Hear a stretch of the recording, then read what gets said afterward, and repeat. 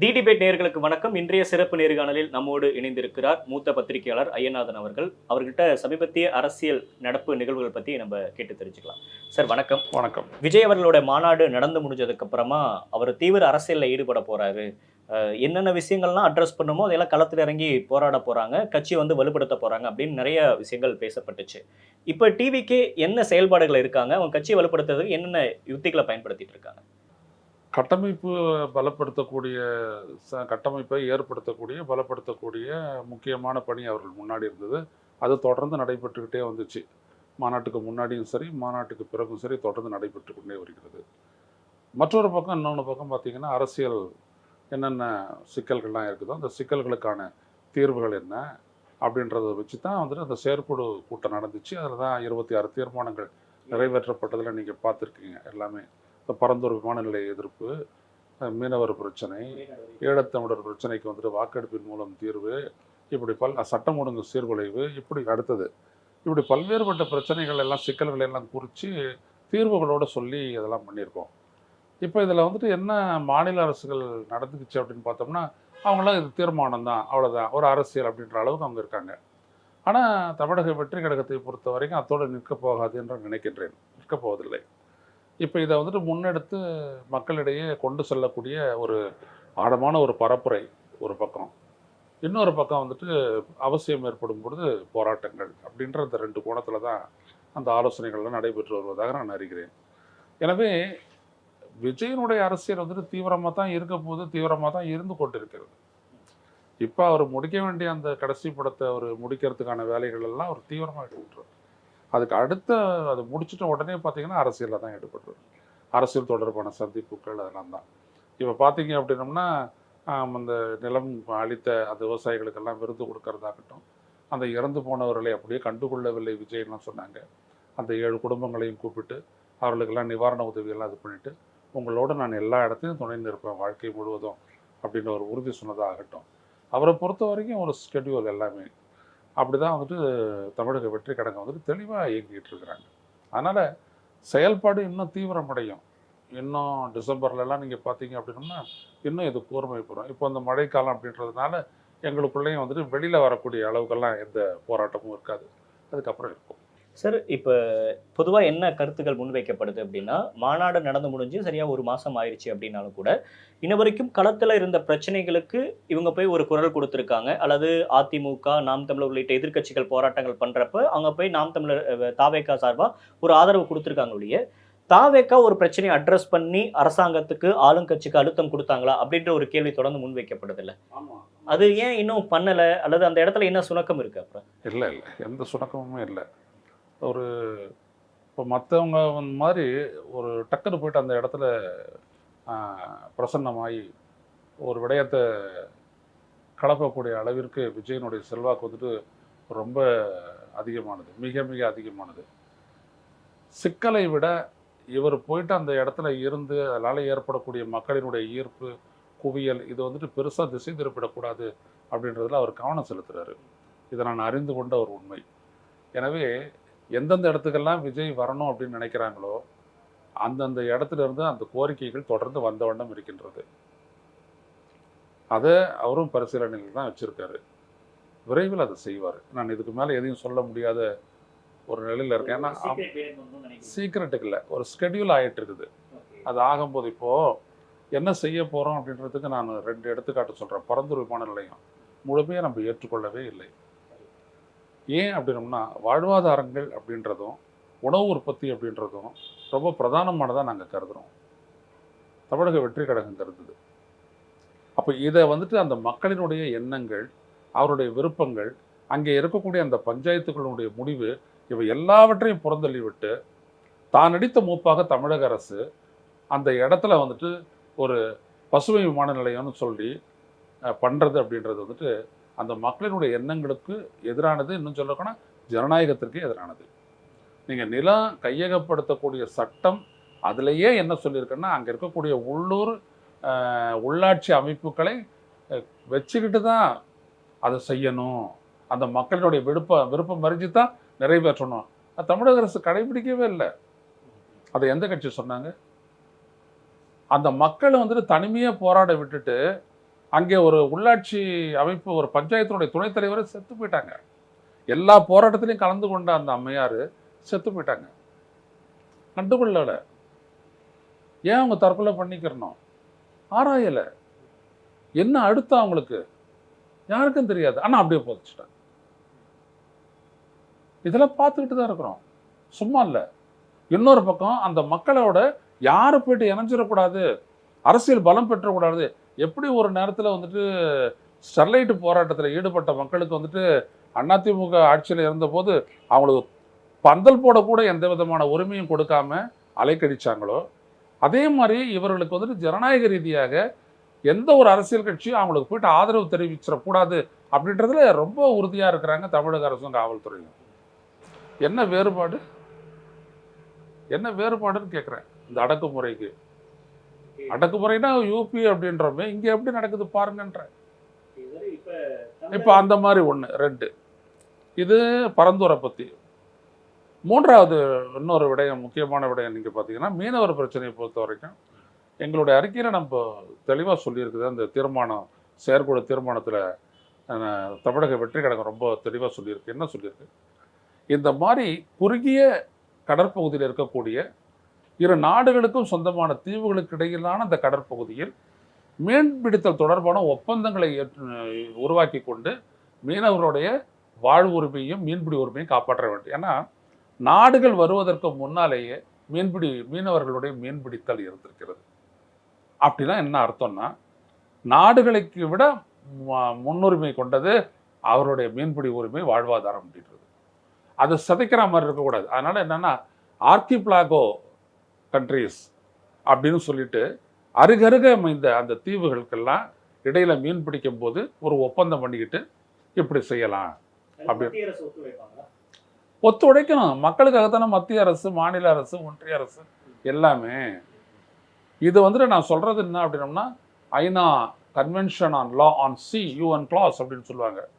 பேராசிரியர் சூரியமூர்த்தி இதை சொல்லி நாங்களாம் இதை வலியுறுத்தி திரு ஹெச் ராஜா போன்ற பாஜகவினுடைய தலைவர்கள் எல்லாம் போய், திரு இல கணேசன் அவர்களுடைய போய், இந்திய ஒன்றிய அரசனுடைய அயலுறவு அமைச்சராக இருந்த சுஷ்மா ஸ்வராஜ் கிட்ட சொல்லி அதற்காகத்தான் கச்சத்தை மீட்டெடுக்கப்பட வேண்டும் அப்படின்ற ஒரு காரணியே முன் வச்சோம் நம்ம. இப்போ அதுதான் முன்னெடுக்க போகுது தமிழக வெற்றி கழகம். மீனவர் உரிமையை வென்றெடுக்கணும். மீனவர்களுடைய உரிமை எவ்வளவு காலம் எவ்வளோ பேர் சாவாங்க. ஒரு மனையை பிடிச்சிட்டு போகிறது. ஸ்டாலின் இங்கேருந்து லெட்டர் போடுவார். அதுக்கு முன்னாடி எடப்பாடி பழனிசாமி லெட்டர் போட்டுட்டு இருந்தார் மீட்கிறது. அப்புறம் போட்டை பிடிச்சி வைக்கணும் சுப்பிரமணியன் சாமி சொன்னார். போட்டை பிடிச்சி வைக்கிறாங்க. எவ்வளோ பெரிய இழப்பு இவர்களுக்கு. எதற்காக செய்யணும்? மீன் வந்துட்டு எந்த ஒரு நாட்டுக்கும் சொந்தமானது இல்லை. ஆனால் கடலின் மீதான மீனவனுடைய உரிமை பிரதானமானது, முதன்மையானது. இதை அடிப்படையாக வச்சு உலகம் ஃபுல்லாக பார்க்குறாங்க. நம்ம மட்டும் பார்க்கறதில்ல, தமிழ்நாட்டுக்கு மட்டும் பார்க்கறதில்ல இந்தியா. எப்படி? அப்போ இது யார் வலியுறுத்துறது? அப்போ மாஸ் அஜிடேஷன் ஒரே வழியா. ஸோ அப்போ அந்த இடத்த நோக்கி தான் அந்த தீர்மானம் வடிவமைக்கப்பட்டிருக்கு. எனவே விஜய் அரசியல் ஈடுபடுற ஒரு ஸ்ட்ராங்காக பண்ண மாட்டார், அதெல்லாம் எதுவுமே இல்லைங்க. ஃபோர்ஸ்ஃபுல்லாக அவங்க வர்றதுக்கான சமிக்கைகளை வந்துட்டு நிறைய இருக்கு. ஓகே, மீனவ சமுதாயத்தை குறி வச்சு அந்த காய்களை நகர்த்துறாரா? குறிப்பாக எம்ஜிஆர் அவர்கள் பாணியில் விஜய் அவர்கள் அரசியலில் அந்த ஒரு பிளானை வந்து அவர் எக்ஸிக்யூட் பண்ண பார்க்குறாரா? யாரையும் முன்னோடியாக எடுத்துக்கிட்டு அவர் செய்கிறதா எனக்கு தெரியலை. மக்களினுடைய பிரச்சனைகள் மக்களுடைய பிரச்சனைகள், அவ்வளோதான். அவர் தான் சொன்னார், தமிழ்நாட்டில் வாழக்கூடிய அனைவருக்குமான அரசியல் ஒரே லைனில் பண்ணிவிட்டார். ஏன்னா மதவாதம், சாதியவாதம், இனவாதம், மொழிவாதம், ஏடப்பணக்காரன் எல்லா விதமானதெல்லாம் ஒதுக்கி தள்ளு, இங்கே இருக்கக்கூடிய மக்கள் அனைவருக்குமான அரசியல் அப்படின்ட்டாரு. அனைவருக்குமான அரசு தான் நம்மளுடையது அப்படின்ட்டாரு. என்னை ஈர்த்தது அது. இப்படி சொல்லி தமிழ்நாட்டில் ஒரு அரசியலை வந்துட்டு பெருந்தலைவருக்கு பிறகு, காமராஜருக்கு பிறகு, அண்ணாவிற்கு பிறகு அவர் செய்கிறார். சும்மா அந்த ஒரு பாக்கெட்டு, எனக்கு பிடிச்ச ரீஜன், மதுரை பக்கம், கொங்கு நாடு கதையெல்லாம் இல்லை. தமிழ்நாட்டிற்கான அரசியல் அது. ஸோ நான் என்ன சொல்ல வரேன், ஒருத்தருடைய வாழ்வாதாரமும் இப்படி நான் நிறைய பேரை பேசிட்டு போகலாம். நிறைய தொழில் கொடுக்கலை பற்றி நான் பேசலாம். பாஜக பேசுறது வேற, நம்ம பேசுறது வேற. எனவே ஒருத்தரையும் நம்ம வந்துட்டு போஷிக்கணும், அவங்களுடைய வாழ்வாதாரம் காப்பாற்றப்படணும், அவங்களுக்கு அந்த உரிய வருவாய் கிடைக்கணும், அவங்க ஒரு சுதந்திரமாக அவங்களுடைய தொழிலை செய்யணும் அப்படின்றதுல வந்துட்டு நம்ம ரொம்ப உறுதியாக இருக்கிறோம். எனவே அந்த இடத்துல இருந்து தான் வந்துட்டு விஜய் சிந்திக்கிறாரு. எனவே அந்த தமிழக வெற்றி கழகம் சிந்திக்கதான் நான் பார்க்குறேன். சார், நாம் தமிழர் கட்சியோட ஒருங்கிணைப்பாளர் சீமான் அவர்களும் சூப்பர் ஸ்டார் ரஜினிகாந்த் அவர்களும் சந்திச்சு எடுத்துக்கிட்ட புகைப்படங்கள் கடந்த வாரம் ஃபுல்லாவே பேசு பொருளா இருந்துச்சு. அந்த இருவரும் சந்திச்சதுக்கு அப்புறம் தமிழக வெற்றி கழகம் ஒரு விதமான பயத்துல இருக்கு அப்படின்ற மாதிரி நாம் தமிழர் எல்லாம் சொல்றாங்க. உண்மையுமே அப்படி ஏதோ இருக்கிறத பாக்குறீங்களா? அச்சம் அனைவருக்கும் இருக்கிறது, தமிழக வெற்றி கழகத்தை தவிர. இன்னைக்கு நடக்கக்கூடிய அரசியல் நகர்வுகள் எல்லாமே நீங்கள் பார்த்தீங்கன்னா அக்டோபர் 27க்கு பிறகானது தான். ஏன்னா அக்டோபர் 27 நடந்தது வந்துட்டு சமீப ஆண்டுகளில் தமிழ்நாடு கண்டிராத ஒரு மாபெரும் மக்கள் எழுச்சி. அந்த மாநாடு, ரசிகர்கள் கூட்டம், இப்படியெல்லாம் சொல்லி புறந்தள்ள பார்த்தாங்க. 3 மணி நேரம் தான் நடந்துச்சு மாநாடு. நீங்கள்லாம் பார்த்துட்டு இருந்தீங்க. அதில் விஜயனுடைய ஸ்பீச் 1 மணி நேரம். இவ்வளோதான். எவ்வளோ பெரிய எழுச்சி, எவ்வளோ பேர் வந்தாங்க என்னன்றதெல்லாம் இன்னைக்கு எல்லாருக்கும் தெரியும். இதை வச்சு தான் அதனுடைய ப்ரெஷர் தான் இன்னைக்கு எல்லா இடத்துலையும் வந்துட்டு விசில் சத்தமாக கேட்டுட்டு இருக்குது. எனவே நான் தமிழக வெற்றி கழகத்துக்கு எந்த விதமான அச்சத்துக்கும் எதுவும் இல்லை. ஏன்னா ஒன்று, பலமான ரசிகர்களின் ஆதரவு, அன்பு, தோழர்களாக அவர்கள் மாறி இன்னைக்கு அரசியல் மயப்பட்டு நிற்கிறது. இன்னொன்று, பெண் தளத்தில் பார்த்தீங்கன்னா மக்களினுடைய ஆதரவு, குறிப்பாக பெண்களுடைய ஆதரவு பிரமாதமாக இருக்குது. யார் வேணாலும், நீ எப்போ வேணாலும் கேமரா எடுத்துகிட்டு போங்க, நீங்கள் ஒரு 10-20 பேர்கிட்ட நீங்கள் வந்துட்டு பேசுங்க. அக்ராஸ் ஒன் அசம்பிளி கான்ஸ்டிடியூன்சி 19 பேர் சொல்லுவாங்க விஜய் தான்ட்டு. ஏன்னு கேட்டிங்கன்னா தமிழ்நாடு இன்றைக்கு மாற்றத்தை எதிர்நோக்கி நிற்கிறது. அந்த மாற்றத்திற்கான அரசியல் சக்தி இதுவரை எடாமல் இருந்தது, பிறக்காமல் இருந்தது. தமிழக வெற்றி கழகம் வந்துட்ட உடனே அது முடிஞ்சு போச்சு. அவ்வளோதான், தீர்மானிச்சுட்டாங்க இதுதான்ட்டு. ஸோ இதுக்கு மேலே இந்த 1.5 ஆண்டு காலம் என்ன ஆகிட்டோம்னா அந்த செல்வாக்கை நிலைநிறுத்தக்கூடிய ஒரு செயல்பாட்டை தான் தமிழக வெற்றி கழகம் செய்தால் போருமே தவிர வேறு எதுவும் பண்ண தேவையில்லை. அந்த அளவுக்கு அது ரொம்ப தெளிவாக போயிட்டு இருக்குது. அதனால் இந்த மாற்றம் அப்படின்ற ஒரு விடயத்தை தான் இவங்கெல்லாம் வந்துட்டு இவங்களுக்குள்ள ஒரு அலறலை ஏற்படுத்தியிருக்குது. ஸோ இப்போது யூடியூப் மொழியில் சொல்ல போனோம்னா கதறலை ஏற்படுத்தியிருக்கிறது. யாருக்கு சார்? எல்லாருக்குமே. காரணம் என்ன அப்படின்னா, இதுவரை விஜயனுடைய தோழர்களாக ரசிகர்களாக இருக்கக்கூடியவங்கெல்லாம் பல்வேறு கட்சிகளுக்கு வாக்களித்தாங்க, பல லட்சக்கணக்கான பேர். அவங்கெல்லாம் இன்றைக்கி அப்படியே நேரம் தமிழக வெற்றி கழகத்துடைய வாக்குகளாக மாறும்போது அவங்களுக்கு இழப்பு ஏற்படுது இல்லையா? அதனால தான் பார்த்தீங்கன்னா ஸ்டாலின் வந்துட்டு இளைஞர்களை குறி வச்சு அந்த மூமெண்ட்டு பண்ணுங்கன்னு சொல்லிட்டு கட்சிக்காரங்களுக்கு சொல்கிறது. அதே இது வந்துட்டு பார்த்தீங்கன்னா இவர் சொல்கிறது. அப்புறம் நாம் தமிழரை பற்றி சொல்லவே வேணாம், அன்றாடம் என்ன நடக்குது அந்த கட்சிக்குன்றது நீங்கள் பார்த்துட்டு இருக்கீங்க. ஸோ இதெல்லாம் என்ன அப்படின்னா இதனுடைய ப்ரெஷர் தான், இந்த அழுத்தத்தால் ஏற்படக்கூடிய விளைவுகள் தான். இப்போ நாம் தமிழரை பற்றி கேட்டனால நான் சொல்கிறேன் சார். இப்போ அவர் ஒரு களத்தில் ஒரு தனியான ஒரு அரசியல் பண்ணிட்டு இருக்காரு, தமிழ் தேசிய அரசியலை முன் வச்சிருக்காரு. எத்தனையோ கட்சிகள் ஆரம்பித்து கூட்டணி அப்படின்னு ஒரு இடத்துக்கு போய் ஒதுங்கிட்டப்போ எனக்கு கூட்டணியாக வேணாம், தனித்து தான் அப்படின்னு அவர் ரொம்ப ஸ்ட்ராங்காக இருக்கிறாரு. அப்படிப்பட்ட சீமான் அவர்களை விட்டுட்டு விஜய் பக்கம் போயிடுவாங்க அப்படின்னு நீங்கள் நம்புறீங்களா? என்ன சாதிச்சாரு? 1%லேருந்து 8% வந்ததே சாதனை இல்லையா சார்? களத்தில் அவர் நேற்று பேசுகிறப்ப மேடையில் சொல்கிறாரு, பரந்தூர் வராமல் இருக்கிறதுக்கு காரணம் நான் தான், காட்டுப்பள்ளி துறைமுகம் வராமல் இருக்கிறதுக்கு காரணம் என்னுடைய போராட்டம் தான், 8 வழிச்சாலை வராமல் இருக்கிறதுக்கு என்னோட போராட்டம் தான், தொடர்ந்து களத்தில் மக்களுக்கான போராட்டங்களை முன்னெடுக்கக்கூடிய கட்சி நாம் தமிழர் கட்சி அப்படின்றார். நான் கேட்குறது, பாதுகாக்கப்பட்ட மண்டலமாக காவிரி ஆறுனதுக்காக 600 கிலோமீட்டர் மனித சங்கிலி போராட்டம் நடத்தினோமே, நாம் தமிழர் கட்சி கலந்துக்குச்சு. இல்லை உங்களால் தான் வந்துட்டு ஸ்டெர்லைட் ஆலை மூடப்பட்டதா? உங்களுடைய பங்கு என்ன சொல்லுங்க. இந்த மாதிரி ஏராளமான கேள்விகள் எல்லாம் கேட்போம், புரியுதுங்களா? 8 வழிச்சாலை, ஏமா எந்த அரசியல் கட்சியும் நிற்காம மார்க்சிய கம்யூனிஸ்ட் கட்சியும் நீங்களும் நின்னீங்க, கம்யூனிஸ்ட் கட்சிகள் நின்றுச்சு, நீங்கள் நின்னீங்க. நான் மறுக்கல. சீமான் அங்கேயே வந்தார், கைது செய்யப்பட்டார், நாங்களாம் அவர் விடுதலை பண்ணணும்னு சொன்னோம், ரைட், ஓகே. மற்றபடி வெறும் பேச்சு எதையும் தடுத்து நிறுத்தாது, முதல்ல புரிஞ்சுக்கணும். இதெல்லாம் போராட்டம் நடந்துச்சு. போராட்டத்தின் மூலமாக தான் பல விடயங்களை நாம் இப்போ வென்றெடுத்திருக்கிறோம். ஆனால் இவர் வெறும் பேசுனா நின்றுடுச்சு இப்போ அப்படிலாம் யாரும் கிடையாது.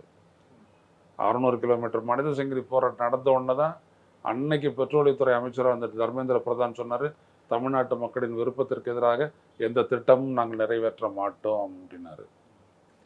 13 பேர் உயிரை தந்ததன் விளைவாகத்தான் அந்த இடத்துல நீங்கள் பார்த்தீங்க அப்படின்னோம்னா ஸ்டெர்லைட் ஆலை மூடப்பட்டது, அதற்கு அளிக்கப்பட்ட நிலம் பறிக்கப்பட்டது, அதற்காக வாங்கப்பட்ட பணம் திருப்பி அளிக்கப்பட்டது. சட்டபூர்வமான அந்த போராட்டத்தில் தமிழ்நாடு வென்றது. ஆனால் கொடுக்கப்பட்டது 13 உயிர்கள். இதில் என்ன இருக்குது உங்களுடைய பங்கு? பட் இருந்தாலும் யாருக்கும் பணம் கொடுக்காம தேர்தலை சந்திச்சு இத்தனை வருடம் பெண்களுக்கான சரியான முக்கியத்துவம் கொடுத்து இயங்க கட்சி அப்படின்றாங்க நாம் தமிழர். ஆமாம், அப்படியேப்பட்ட கட்சி தானே, அப்படியேப்பட்ட கட்சி தானே உங்களுது. அப்புறம் ஏன் விஜயை வந்துட்டு ஒரு நேரத்தில் ஆதரிச்சிங்க, அப்புறம் ஏன் பின்னாடி எதிர்க்கிறீங்க கடுமையாக? அவரோட கொள்கையில எங்களுக்கு முரண் இருக்கு அப்படின்றாங்க. எப்படி முரண் இருந்துச்சு உங்களுக்கு? எப்படி திராவிடமும் தமிழ் தேசியம் ஒரே நேர்கோட்டில் இருக்க முடியும்? அப்போ நீங்கள் எப்படி 2014 2011 14 அதிமுகவுக்கும் தேமுதிகவுக்கும் ஓட்டு கேட்டீங்க? அப்போல்லாம் வந்துட்டு வேறு தமிழ் தேசியம், இப்போ வேறு தமிழ் தேசியமா? சரியா 2011 நான் ஒத்துக்கிறேன். அப்போ ஈழ பிரச்சனையை மையமாக வச்சோம். காங்கிரஸ் திமுக கூட்டணி வீழ்த்தணும், ஏன்னா இனப்படுகொலைக்கு துணை போனார்கள் என்று சொன்னோம். 2011 சரி. 2014 மறுபடியும் அதிமுக ஓட்டு கேட்டீங்களே, எது கேட்டீங்க?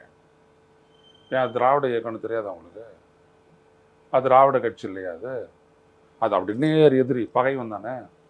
எதுக்கு 40 தொகுதியிலையும் போட்டீங்க? நாம் தமிழர் கட்சியினுடைய தீர்மானமா அது?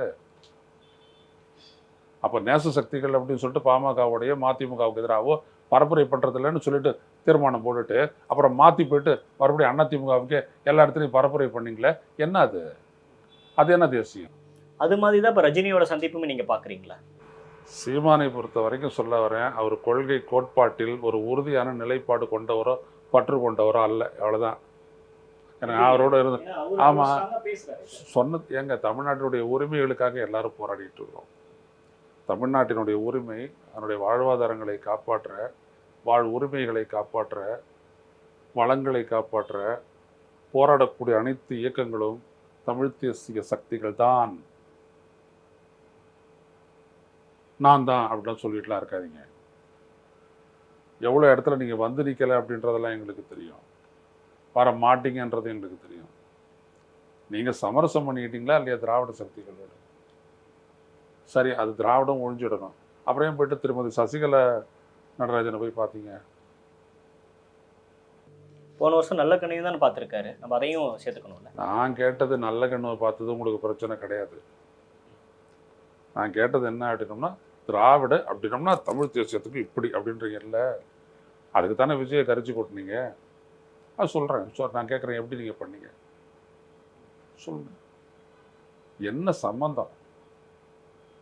இந்த முக்கியத்துவம் சந்திப்பு எப்படி சார் பாக்குறீங்க? அந்த சந்திப்பு ரொம்ப முக்கியத்துவம் வாய்ந்ததா பாக்குறீங்களா? இதெல்லாம் ஒரு அரசியல் super star, cinema super star, ரெண்டு பேரும் ஒண்ணா சந்திச்சுக்கிட்டோம் அப்படின்றாரு.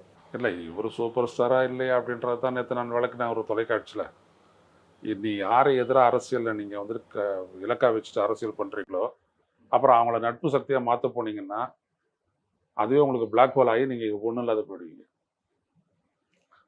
Black hole is also a star.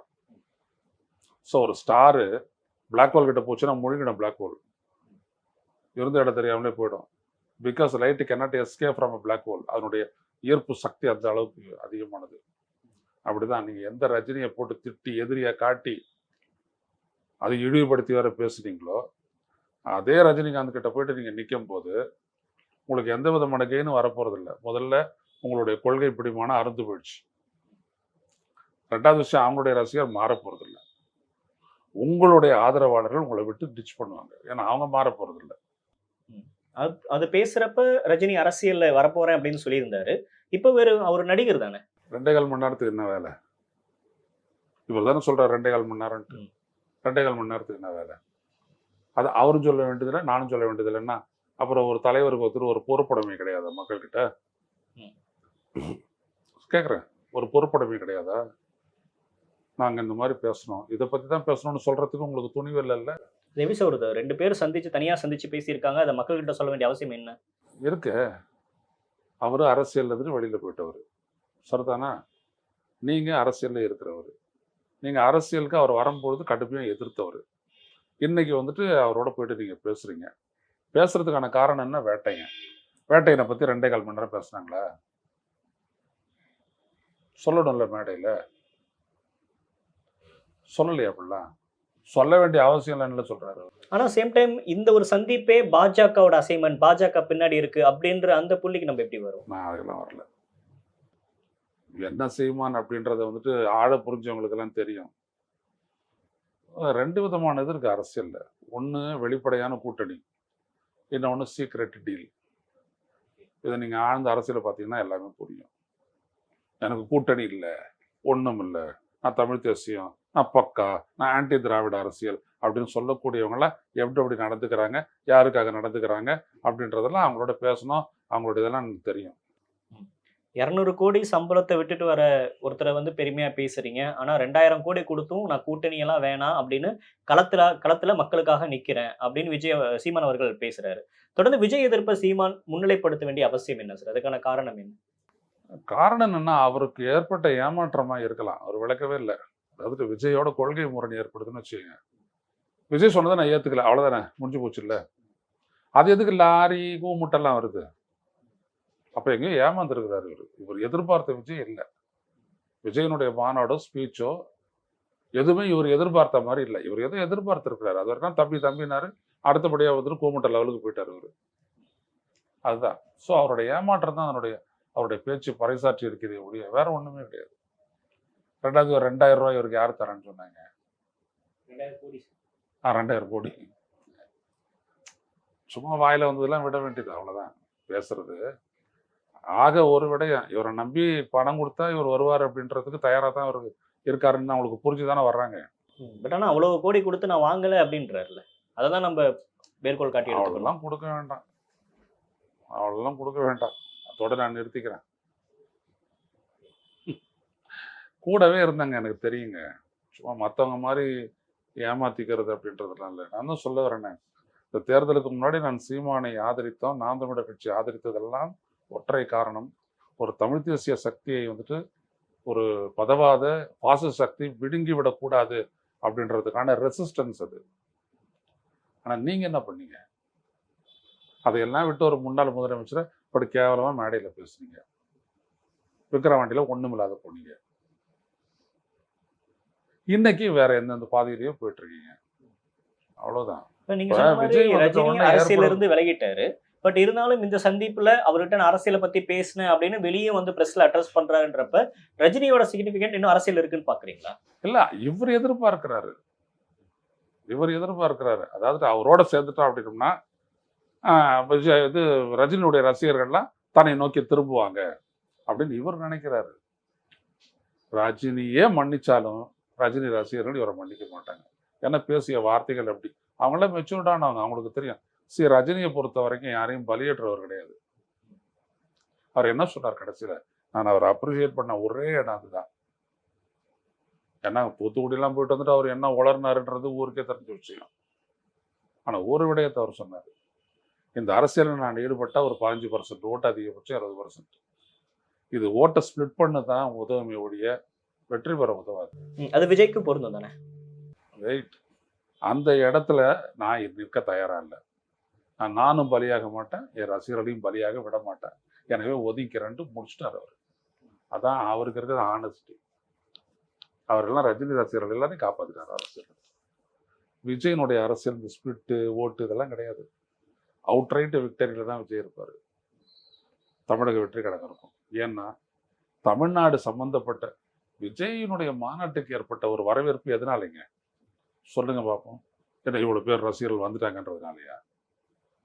தமிழ்நாட்டில் வந்துட்டு ரொம்ப நாளா இருந்த திராவிட கட்சிகளுக்கான ஒரு மாற்று அப்படின்ற ஒரு சக்தி ஏற்படாமல் இருக்குது. ஏற்பட வேண்டும் அப்படின்னு நினைச்ச மக்களுக்கு தமிழக வெற்றி கழகம் ஒரு அவங்க கை கொள்ளக்கூடிய ஒரு கருவி ஆகிப்போச்சு. அதனாலதான் அதுக்கு இவ்வளவு பெரிய வரவேற்பு. எனவே மாற்றத்திற்கான ஒரு சக்தி தானே ஒழிய தமிழக வெற்றி மாற்றம் மீன்ஸ் ஆட்சி மாற்றம் சொல்றீங்களா? டோட்டலாவே இப்ப இருக்கக்கூடிய அரசியலை தூக்கி ஊழல் குப்பை தூக்கி எறி. அடுத்தது நம்மளுக்கு தேவை ஒரு நல்லாட்சி. ஆனா இன்னும் ஒரு வருடத்துல இதெல்லாம் செய்ய முடியுமா சார்? இது ஒரு பெரிய டாஸ்க் இல்ல. இதுக்கு சரியா சமூக மாற்றம் வேணும். அரசியல் ரீதியா கட்சிய பலப்படுத்தணும். 234 தொகுதியிலயும் மாவட்ட செயலாளர்கள் களத்துல இறங்கி வேலை பார்க்கணும். இப்படி நிறைய விஷயங்கள் இருக்குல்ல. இதெல்லாம் ஒரு வருஷத்துல செஞ்சிட முடியுமா? செய்யாத ஒரு கட்சி இல்லையே. அதாவது தமிழக வெற்றி கழகத்தினுடைய பலம் என்ன? அந்த கட்சியினுடைய ரசிகர்களாக இருந்த தொண்டர்கள், தோழர்கள், அவர்கள் முதல்ல விஜய் ரசிகர் மன்றமாக இருந்து விஜய் மக்கள் மன்றமாகி விஜய் மக்கள் இயக்கமாகி இப்போ தமிழக வெற்றி கழகம் மாறி இருக்காங்க. ஏற்கனவே மக்களிடையே தான் அவங்க இருந்திருக்காங்க. ஒன்று, விஜயனுடைய ஸ்பீச் தான் எல்லார்கிட்டையும் போயிடுச்சு. அடுத்தபடியே இவங்க என்ன பண்ண போறாங்க? அதே டோன்ல தான் இறக்கி இப்போ பூத்து கமிட்டி போட்டு அவங்க செயல்பட்டு இறக்கி இருக்கிறாங்க. அவங்க மறுபடியும் போக போறாங்க. ஒருவேளை அரசியல் பயிலரங்கம் நடத்தி மறுபடியும் கூப்பிட்டாங்கன்னா நான் மறுபடியும் போய் பேசுவேன். ஏன்னா எனக்கு தேவை தமிழ்நாடு காப்பாற்றப்படணும், மீட்கப்படணும். நிச்சயமா நாங்க துணைன்னு இருப்போம். இப்ப 26ல கூட்டணி அப்படின்னு ஒரு காயினை விஜய் எடுத்தாரு அப்படின்னா உங்க நிலைப்பாடு என்ன சார்? அதுதான் அந்த பேச்சுலயே அவர் இல்ல அது ரொம்ப கிளியரா சொல்லிட்டாரு. நீங்க கடந்த பீரியட்ல அதை ரொம்ப எக்ஸ்பிளைன் பண்ணிட்டீங்க. இன்கேஸ் ஆட்சி மாற்றம் வேணும், அப்ப வந்து ஒரு வலுவான அணி வேணும் அப்படின்றதுக்காக அந்த முயற்சியில இறங்கினாரு அப்படின்னா உங்க நிலைப்பாடு என்னன்னு நான் கேட்கிறேன். இல்லைங்க, அதில் நம்மளோட நிலைப்பாடு என்ன அப்படின்றது அவங்களுக்கு ஒரு இல்ல சிக்னிஃபிகன்ட். இப்ப ஒரு ஆதரவு இருக்குல்ல, விஜய் மேல ஒரு சாஃப்ட் கார்னர் இருக்குல்ல, அப்ப இருக்குமா நான் கேட்கிறேன். அப்போ நான் சொல்லுவேன் ஒரே விஷயம், நீங்க எது சொன்னீங்களோ அதற்கு எதிராக நீங்க உங்களுடைய அரசியல் முடிவை எடுத்தீங்க அப்படின்னோம்னா அது உங்களுடைய தற்கொலைக்கு வித்திடும். Political suicide. நீங்க அதான் இப்போ சீமான் பொறுத்த வரைக்கும் நான் தானே சொல்றேன், நீ யாரை எதிரியா சித்தரிச்சியோ அவரோட போய் நிற்கும் பொழுது உன்னுடைய பவர் அங்கே போயிடும். அது கருந்துளை ஆகிடும், உனக்கு பிளாக் ஹோல் ஆகிடும், அங்கே போயிடும், உனக்கு ஒன்றுமே இருக்காது. ஸோ இதே தான் யாருக்கு வேணாலும் ஏற்படும், யாராக இருந்தாலும். அதனால தான் நேற்று நான் விளக்கும் போதே நான் சொன்னேன், எது மதிமுகவுக்கு ஏற்பட்டுச்சு, எது தேமுதிகவுக்கு ஏற்பட்டுச்சு, அது யாருக்கு வேணாலும் ஏற்படலாம். ஏன்னா நீ யாரை எதிரியா சித்தரிக்கிறியோ அதுதான் உனக்கு கருந்துளை. கவனிக்கணும். அதோட போயிட்டு நீ ஓட்டுற, நான் அலையன்ஸ் பண்றேன் அப்படின்னோம்னா நீ மர்ஜ் ஆயிடுவ. அதுக்கப்புறம் உனக்கு ஒரு மக்கள் நம்ப மாட்டாங்க, ஏற்றுக்கொள்ள மாட்டாங்க, வாக்களிக்க மாட்டாங்க. சார் சேம் டைம் சமீபத்தில் வெளியான விடுதலை 2 ட்ரெய்லரில் ஒரு வசனம் வருது லாஸ்ட்ல, தத்துவம் இல்லாத தலைவர்கள் ரசிகர்களை மட்டும்தான் உருவாக்குவாங்க, அது முன்னேற்றத்திற்கு வழிவகுக்காது அப்படின்னு ஒரு வசனம் வருது. இது விஜய் அவர்களுக்கு சொன்னதா எடுத்துக்கலாமா? அதாவதுங்க, சினிமா இயக்குனர்களுடைய எண்ணங்களுக்கு வந்துட்டு அரசியல் களத்தில் முக்கியத்துவம் இருக்குமா அப்படின்னு கேட்டீங்க அப்படின்னோம்னா அது ஒரு லேசான ஒரு இதை கூட ஏற்படுத்துறதில்ல, அழுத்தத்தை கூட ஏற்படுத்துறதில்ல. எல்லாம் படம் வரும், பேசுவாங்க, எழுதுவாங்க, அதோட போயிடும். தத்துவம்னா என்னன்றது அவர் விளக்க சொல்லுங்க. அவங்க ஒரு ஐடியாலஜின்னா கொள்கை, தத்துவம்னா என்னது? நாங்கள்லாம் இங்கே உட்காந்துக்கிட்டு பணந்துன்னு கொட்டையை போட்டீங்க. அதனால இதெல்லாம் வந்துட்டு என்னன்னா, நான் சொல்ல போனா வசனங்களை சினிமாவில் பாருங்க, அந்த சீனுக்கு அது பொருந்துச்சா ரைட்டு. இப்போ சீமானோட சொல்லுவாரு, போட்டு பாரு ஓட்ட, அப்புறம் பாரு நாட்டை. எங்க ஒரு நேரத்தில் பெரியாருடைய பேரன், அதுக்கப்புறம் முப்பாட்டம் முருகன், நாளைக்கு அப்புறம் திடீர்னு யாரா சிவன், சிவனுக்கு ஒரு இடம், அப்புறம் கிருஷ்ணன் யாரு, கிருஷ்ணன் ஆகுது. ஸோ இப்படியே போயிட்டே போனார்னா நாளைக்கு ஒரு பிள்ளையாருக்கு வருவார், வந்துட்டதுக்கு அப்புறம் யாரோட போவார், வந்துட்டார்ல, அப்புறம் கொஞ்சம் கொஞ்சமாக டெவலப் ஆவார். இப்போதான் அவர் 5வது வகுப்பு வந்திருக்காரு. ஸோ அந்த 6வது வகுப்பு போவார். அதனால சினிமாவிலிருந்து அரசியல் பிறப்பது கிடையவே கிடையாது. நான் திட்டவட்டமாக விளக்கியதை போல சமூகத்தினுடைய பிரதிபலிப்பு தான் கலை இலக்கியம் யாவும். சமூகம் அரசியல் என்ன நடக்குதோ இதுதான் சினிமாவில் பிரதிபலிக்குமே தவிர சினிமாவினுடைய பிரதிபலிப்பாக அரசியலோ சமூகமோ இருக்கவே இருக்காது. இறுதியா ஒரு கேள்வி சார், ஒரு பக்கம் விஜய் அவர்கள் எந்த தொகுதியில போட்டிடுவாங்க அப்படின்னு இப்பயே அனுமானத்துல நிறைய பேர் சொல்ல ஆரம்பிச்சிட்டாங்க. இப்ப தர்மபுரியில ஒரு கூட்டத்துல அந்த கட்சியோட ஒருத்தரே இங்க வந்து போட்டியிடணும் அப்படின்றாங்க. இப்ப விக்கிரவாண்டியில விஜய் அதிகமாக கவனம் செலுத்துறாரு அப்படின்னு விக்கிரவாண்டியில போட்டியிடுறதா சொல்றாங்க. எந்த தொகுதியில சார் போட்டிடுறாரு? ஏதோ இன்சைட் இன்ஃபர்மேஷன்ஸ் கொடுங்க. அவரே சொல்றார். ஏன்னா ஒரு தமிழக வெற்றி கழகம் அப்படின்ற ஒரு 234 தொகுதியிலும் போட்டியிடக்கூடிய ஒரு கட்சி இல்லை, எங்க என்னன்னு வேணாலும் நிற்கலாம். ஒரு கட்சியினுடைய தொண்டன், ஒரு கட்சியினுடைய பொறுப்பாளி, அந்த மக்களிடையே பிரபலமானவன், அவன் அந்த தொகுதியில் நிற்கிறத பற்றி நம்ம கேட்கலாம். தலைவனுக்கு என்ன இருக்கு, எங்க வேணாலும் நிக்கலாம். ஒன்றும் பெரிய விஷயம் எங்க கிடையாது. நின்னாலும் வெற்றி. ஆமா, மக்கள் கிட்ட வந்துட்டு மாற்றத்திற்கான ஏக்கம் வந்துருச்சுங்க. மாற்றத்தை தான் அவங்க செயல்படுத்த போறாங்க. நான் மீண்டும் சொல்கிறேன், இது மாற்றம் அப்படின்ற ஒன்றை அடிப்படையாக கொண்ட, மக்களினுடைய எண்ணத்தை அடிப்படையாக கொண்ட ஒரு அரசியல் சக்தி. இதை இந்த அரசியல் சக்திகளால் எதுவுமே பண்ண முடியாது. Okay sir. நேரம் கொடுத்தமைக்கு நன்றி. நிறைய விஷயங்கள் பகிர்ந்துக்கிட்டீங்க. நன்றி சார்.